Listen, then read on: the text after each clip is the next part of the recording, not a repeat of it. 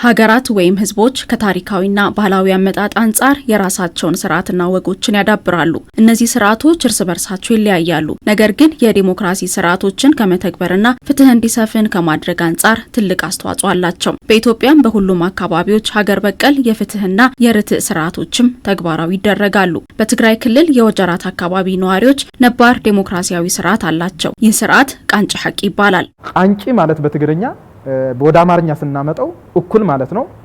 ሐቂ ማለት እንደገና ወደ አማርኛ ስናመጣው እውነት ማለት ነው። ስለዚህ እኩልነት በምን የተመሰረተ በእውነታ ላይ የተመሰረተ ስርዓት ነበር። ይህን ስርዓት ሶስት ፓርት አሉት። ድባርት የሚባል አለ የሴቶች፣ ርክበ ካህናት የሚባል አለ የሃይማኖት መሪዎች፣ ደመር የሚባል አለ እንደገና የወንዶች። እነዚህ ሶስቱ ቼክ ኤንድ ባላንስ ናቸው።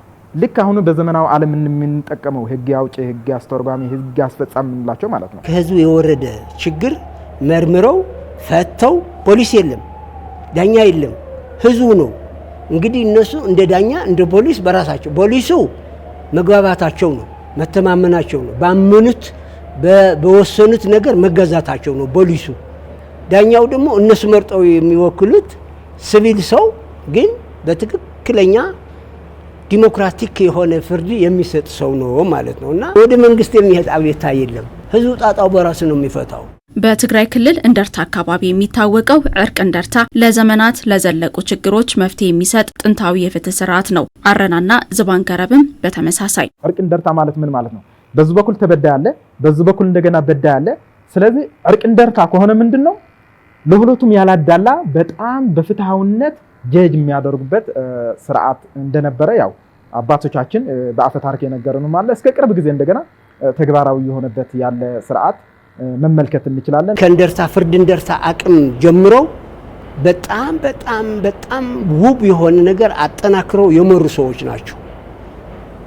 ሲጣሩ ለምሳሌ ስርዓት በህግ አምላክ ሊሉሽ ከፈለጉ በዝባን ገረብ ነው የሚሉሽ። በዝባን ገረብ ማለት በህግ አምላክ ማለት፣ አረና ገረብ ማለት በገረብ ህግ መሰረት ተስማምተናል።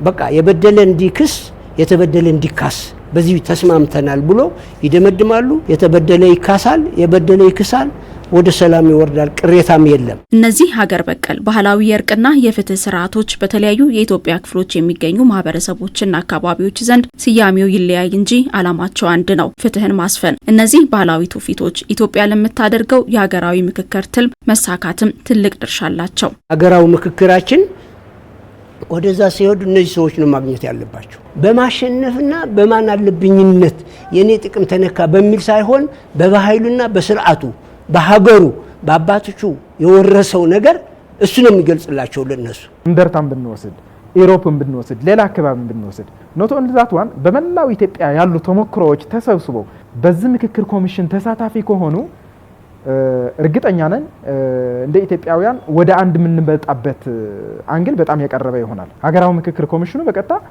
ሚሽኑ ወይም ጎሉ ሰክሰስፉል ያደርጋል ማለት ነው። እንደ ሀገር ያሉትን ችግሮችን በመፍታት ወደሚያስማሙ ብሔራዊ ትርክት ለማስፈን እየሰራ ያለው የኢትዮጵያ ሀገራዊ የምክክር ኮሚሽኑ የማህበረሰብ መሪዎችን በማሳተፍ ረገድ ትኩረት ሰጥቶ እየሰራ ነው። እነዚህን ሀገር በቀል እሴቶችን ያሏቸው ሰዎች የማህበረሰብ መሪዎቻችንን በስፋት በማሳተፍ ምናልባት በምክክር ሂደቱ እንኳን ቅርቃሮች ቢፈጠሩ አለመግባባቶች ቢፈጠሩ እንደ ትልቅ አቅም ልንጠቀምባቸው የምንችላቸው እነዚህን ዕውቀቶችና ጥበቦችን ነው።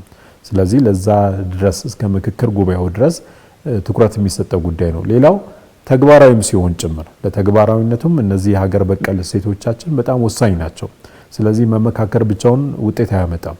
የተመካከርንባቸው የተግባባንባቸው ጉዳዮች መሬት ላይ ወርደው የህዝቡንም የሀገሪቱንም ሁኔታ መቀየር መቻል አለባቸውና ይህም ተፈጻሚ እንዲሆን በማድረግ ደረጃ በየአካባቢው የምናያቸው መልካም ተሞክሮችን ወደ ምክክሩ ማምጣት በጣም የሚያስፈልግ ይሆናል ማለት ነው።